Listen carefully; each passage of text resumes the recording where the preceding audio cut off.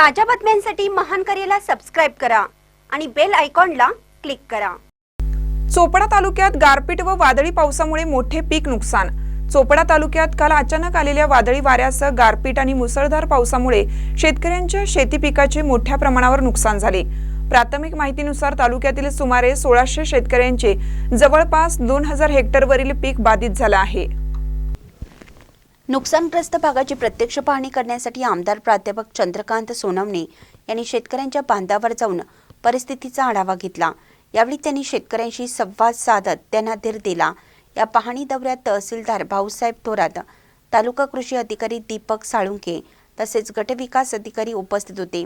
गारपीट व वादळी वाऱ्यामुळे झालेल्या नुकसानीची तात्काळ नोंद घेऊन पंचनामे करण्याचे आदेश आमदार चंद्रकांत सोनवणे यांनी प्रशासनाला दिले आहेत।